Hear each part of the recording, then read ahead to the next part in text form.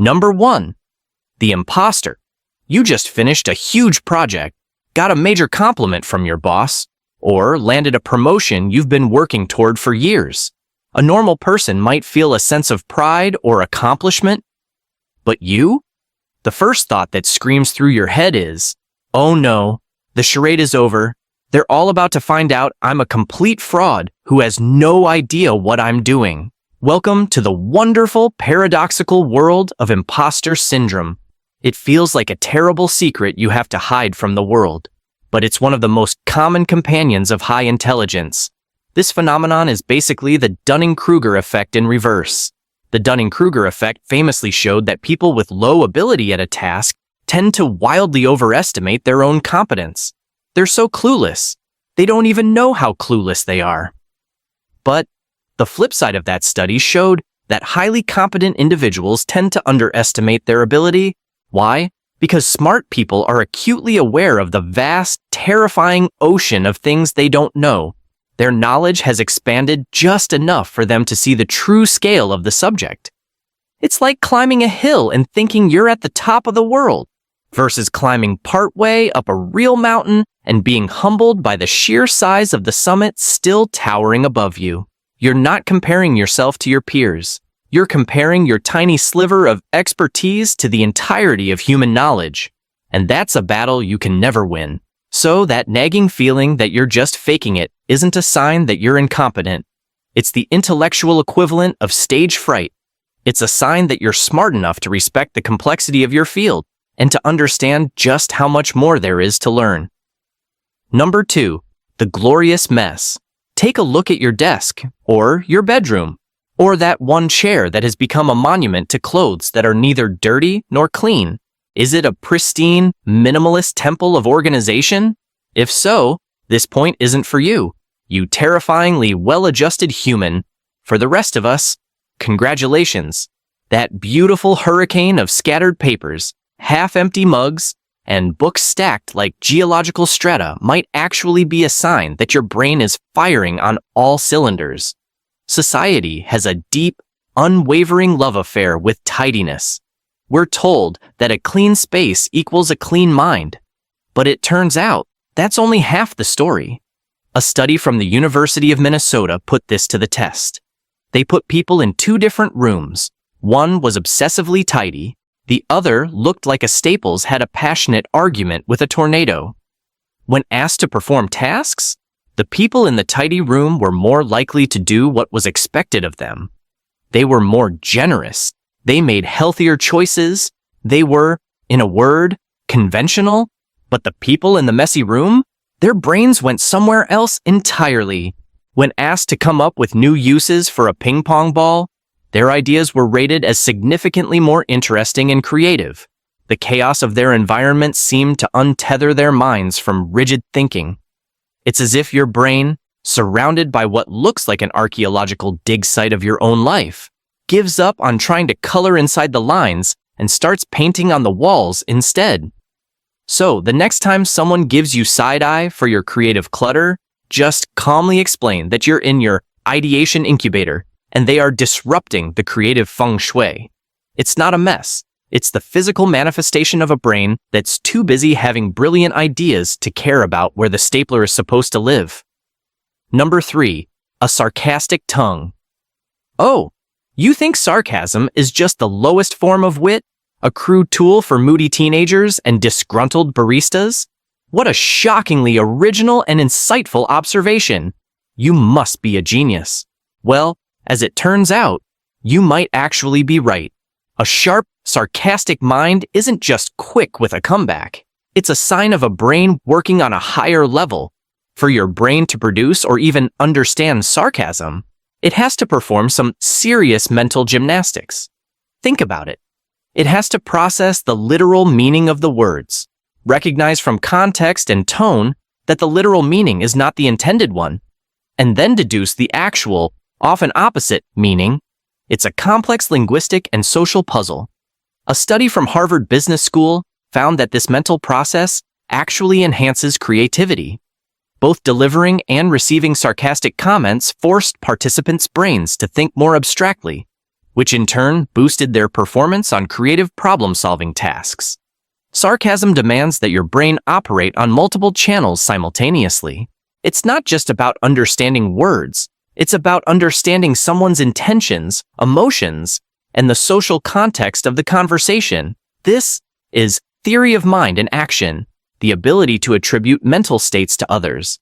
It's why sarcasm is often lost on young children and people who take everything literally. Their brains haven't yet developed the complex pathways to decode it. So when you deliver that perfectly timed, devastatingly dry comment, you're not just being a jerk. Well, you might also be being a jerk, but you're primarily flexing a sophisticated cognitive muscle. It's a sign that your brain can process the world on multiple levels at once, which is more than can be said for people who need everything spelled out for them. Bless their hearts. Number 4. A viciously dark sense of humor. A joke is told about a subject so morbid, so tragic, so deeply taboo that half the room gasps in horrified silence. But you, a small, guilty, undeniable chuckle escapes your lips. Before you check yourself into therapy, consider this. Your appreciation for gallows humor might be a sign of a wickedly smart mind. It takes a significant amount of cognitive horsepower to find the humor in a dark situation. A 2017 study published in the journal Cognitive Processing found a direct correlation between appreciating black humor and high intelligence. The participants who got and enjoyed the darkest jokes scored higher on both verbal and nonverbal IQ tests. Interestingly, they also scored lower on measures of aggression and mood disturbance. To understand a dark joke, your brain has to perform a complex series of mental pirouettes. First, it has to process the grim or unconventional setup. Then, it must analyze the joke's structure and reframe it from a different, more abstract perspective to find the hidden, absurd punchline. It's an exercise in mental flexibility and emotional regulation. You have to be able to detach from the morbid content just enough to appreciate the cleverness of the joke itself. It's like emotional origami, taking a subject that is heavy and dark and folding it into something light and surprising. So, your morbid wit isn't necessarily a sign of a broken moral compass.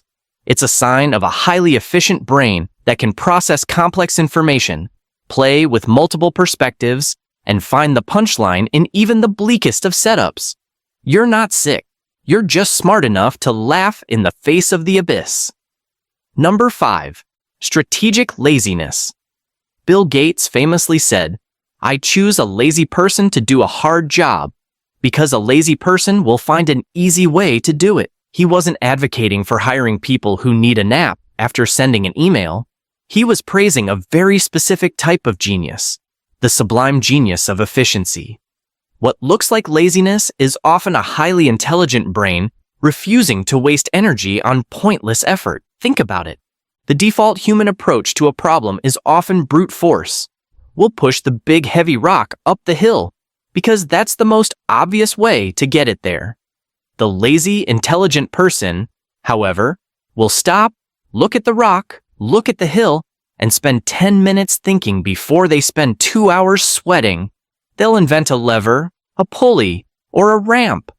They aren't avoiding the work. They are actively avoiding the unnecessary work. This is the very foundation of innovation. Every invention, from the wheel to the remote control, was born from an intelligent person's profound desire to not have to do something the hard way. This isn't about procrastination born from apathy. It's about a deep-seated intolerance for inefficiency.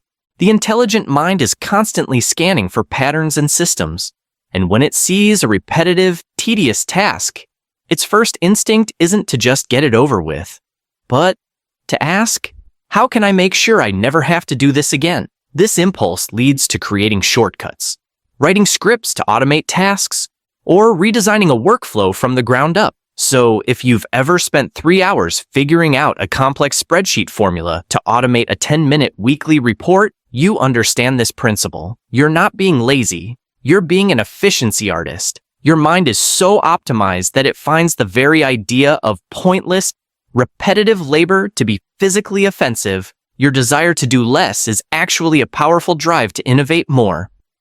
Number 6. Forgetting to exist. It's 4 p.m., your stomach rumbles with the fury of 1,000 angry bears, and you suddenly realize you haven't eaten anything since a sad piece of toast at 7 a.m. You haven't had water. You may not have even blinked. Where did the day go? You didn't just lose track of time. You entered a state of pure focus so deep that your own body became an irrelevant distraction. This is the psychological phenomenon known as a flow state, a term coined by psychologist Mihaly Csikszentmihalyi. Flow is a state of being completely and utterly immersed in an activity. When you're in flow, your sense of self, your perception of time, and even your awareness of basic bodily needs seem to completely dissolve. It's the mental space where peak performance, creativity, and effortless productivity happen. And intelligent people are often junkies for it. Achieving this state requires a perfect match between a high level of skill and a significant challenge. It's the sweet spot that programmers, artists, musicians, and scientists live for. Their brains become so engrossed in solving the complex puzzle in front of them that they actively tune out non-essential stimuli. And in that moment, physiological signals like hunger or thirst are deemed non-essential. Your brain essentially puts up a do not disturb sign on the entire universe, including your own digestive system, to dedicate 100% of its resources to the task at hand. So when you finally snap out of it, feeling dehydrated and ravenous, don't think of it as a failure of self-care. Think of it as evidence that you were visiting a higher cognitive plane where mortal needs like lunch are trivial. You didn't forget to eat. You were just operating in a state of genius that few people ever get to experience. Number 7. Thriving in solitude. For many people, being alone is a state to be avoided at all costs. It's boring. It's lonely. It's an empty space that they rush to fill with noise, people, and distractions. But for a certain type of person, solitude isn't an empty space at all. It's a sanctuary. It's the moment the deafening roar of the outside world finally shuts off, and they can actually hear themselves think. This isn't just about being an introvert. It's about having a rich inner life. If your own thoughts are complex, engaging, and endlessly fascinating, you have a lower need for constant external stimulation. You don't get bored easily because you've brought your own entertainment with you. It's in your head. People with higher intelligence often have a very active internal monologue and a powerful imagination. They can entertain themselves for hours by simply exploring an idea, building a world in their mind, or deconstructing a problem. This comfort with solitude is a sign of intellectual and emotional self-sufficiency. It means you aren't dependent on others to regulate your mood or to keep you from feeling bored. You have the mental resources to be your own companion. In the quiet moments, when the texts stop coming and the notifications die down, your brain doesn't see a void. It sees an opportunity, a chance to process information, make novel connections, and engage in the kind of deep, uninterrupted thought that is nearly impossible in a crowded room. So, if your idea of a perfect evening is canceling all your plans to stay home and fall down a Wikipedia rabbit hole for 5 hours, embrace it. You're not antisocial, you're self-contained. Your own mind is the most interesting place you can be, and you're just enjoying the show. That's all for today. I'll be making similar videos in the future. Subscribe to see them.